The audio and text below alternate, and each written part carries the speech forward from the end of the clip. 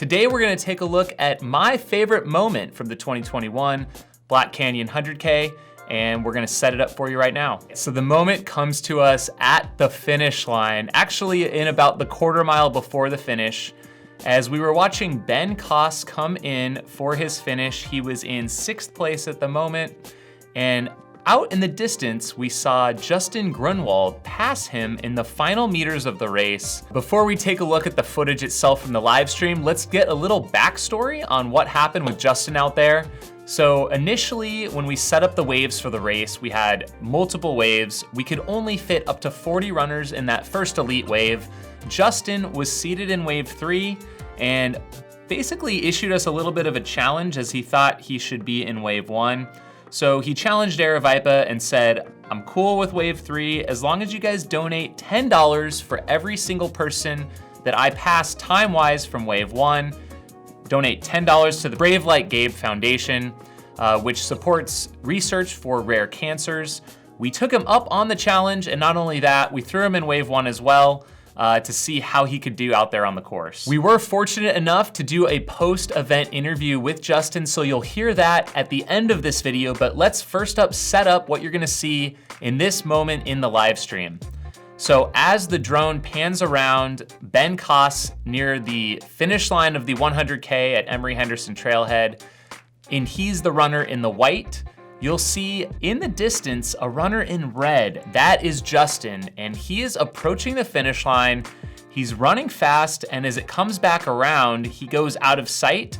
And then all of a sudden, within, I would say, about 100 meters of the fence that is just before the finish, you see him come into view. He's sprinting up the rocky hill slope, and just before that gate, he makes the move. He passes Ben Koss, and overtakes him for that crazy finish. So let's go to it now.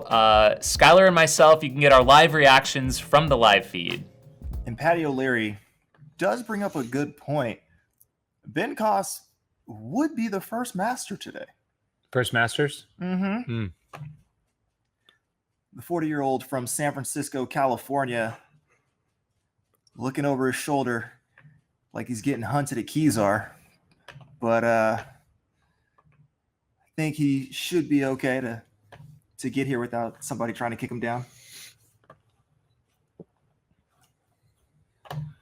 And his last finish at Black Canyon in 2019, he finished 41st place in a time of 9 hours and 57 minutes. So shaving a healthy amount of time off of that previous performance, one he should be very, very proud of here. Someone thinks he's being chased. It's very possible, I guess. Maybe. I mean, technically every single one of these runners is being chased. Well, that's true. You at least feel like you're being chased, and you kind of are. Wait, is this a race right here? Oh, it's actually going down. Oh my God. Look at this. Oh, look at this. Oh, the Kezar's hunt is legit going down. Oh, oh my goodness. Look at this go.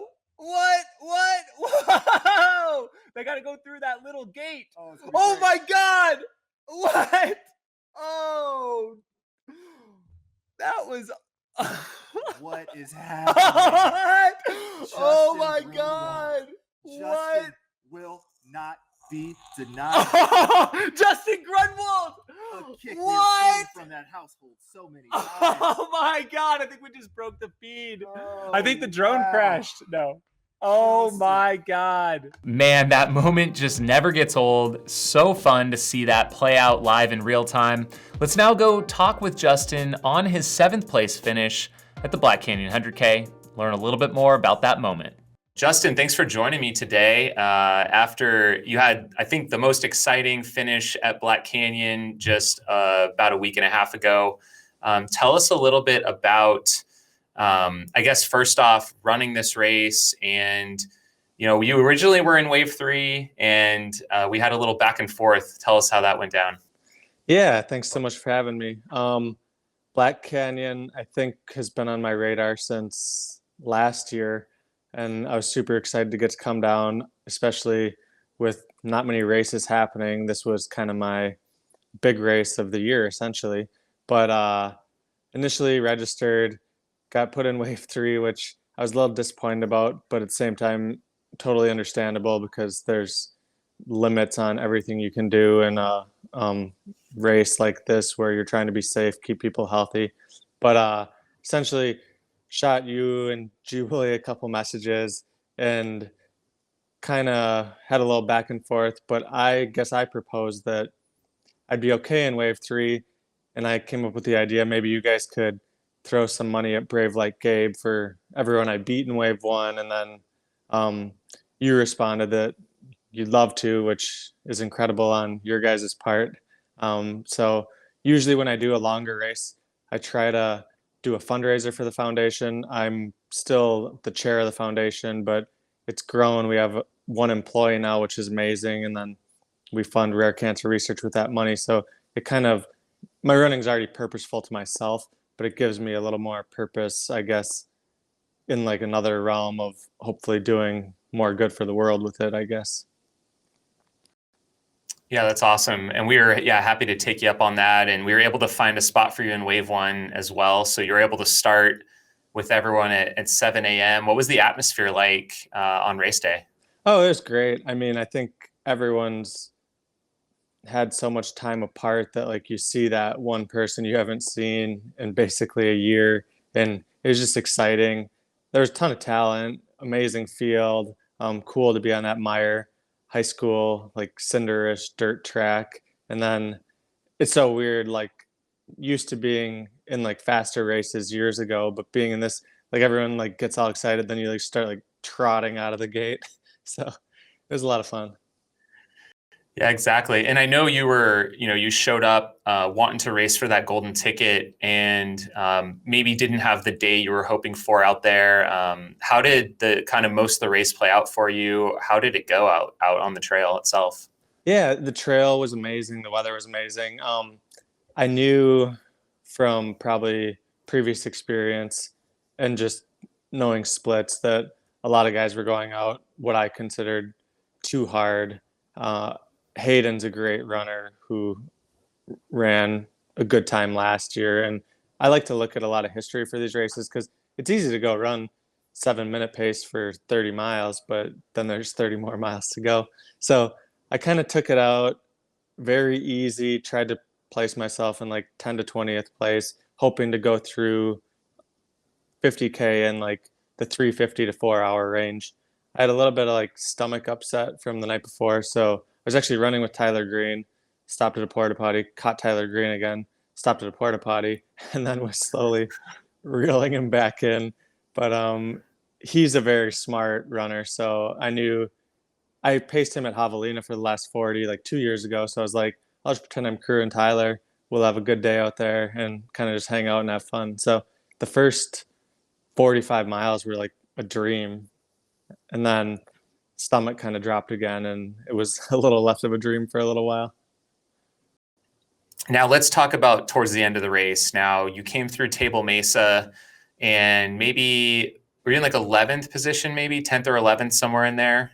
Yeah, yep, I think so. And then you passed a number of people in that final stretch. And then, we were watching this drone aerial of Ben Koss coming into the finish. And, they're just chit-chatting about it. And then we had these rumors starting to fly in that someone was coming up. And all of a sudden you pop up in the frame and I start freaking out. And what was it like for you, picking him off? Did you have him in your sights? How fast were you running out there?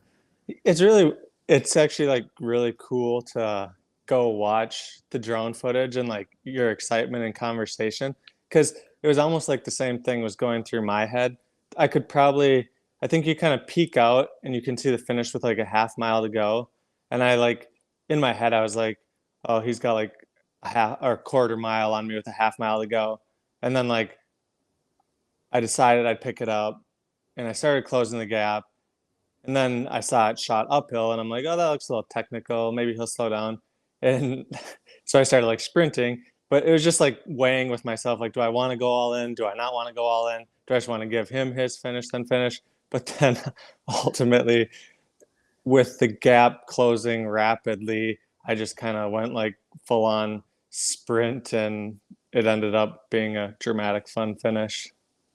Yeah, and it's just the fact that it was all caught live on camera is so cool. But it goes opposite to, I think, what, I don't know if it's a growing trend, but you see it popping up in the last couple of years, like the hand holding finish. And I don't know, for me, just a fan of the sport, like I love seeing something like this, like competing all the way to the finish line. It makes me really happy to see that.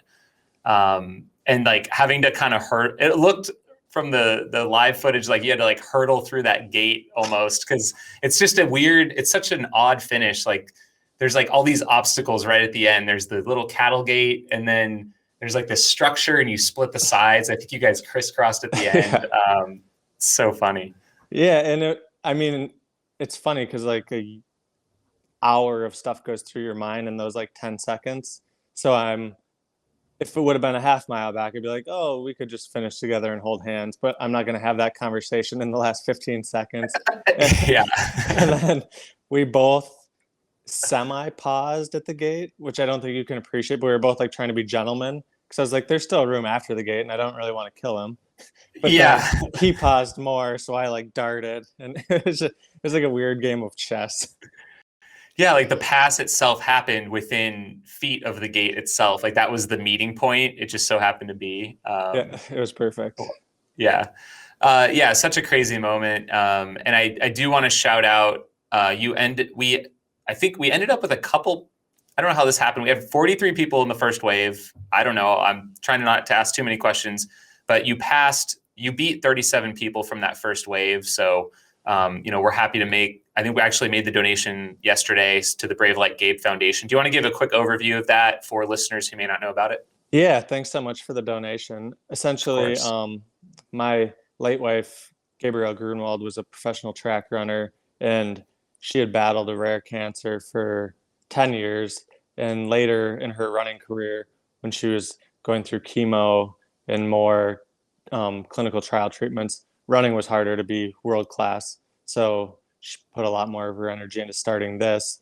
And what we do is we fund rare cancer. So all of our funding, aside from having one employee who's an executive director, everything we do goes into rare cancer research. And it's weird, but there's common cancers like breast cancer, lung cancer, colon cancer, but then the rest of every cancer is lumped into rare cancer, essentially. So the majority of diagnoses are actually rare cancers, but we fund clinical trials, bench research, do collaborations with large hospital systems to fund and look for cures for these people. And then our slogan is kind of running on hope, which we try to keep people active. I think running is very medicinal itself and therapeutic. And with more exercise oncology, it shows being fit and healthy, going into chemo or treatment, you do a lot better on the other side of it. So that's kind of our objective.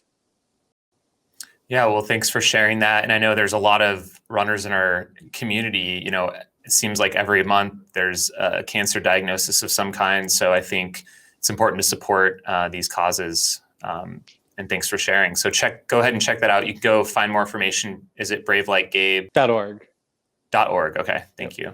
I want to say thanks so much for having me. And you guys' events are absolutely world class. I already have Black Canyon on my schedule for next year, and I'd love to get down to Javelina and mixed up with a fast 100 mile. So thanks a lot for all you guys do for the running community. Awesome. Thank you so much, Justin. We'll talk soon. Have a good day. Well, I want to thank Justin for taking the time for that conversation. If you'd like to support and learn more about the Brave Like Gabe Foundation, we have a link in the description. You can also check out bravelikegabe.org. That does it for this video. If you want to see more videos like this, including our top 3 men's and women's moment from the Black Canyon 100K, be sure to like this video, share it with a friend, and subscribe to the channel for more.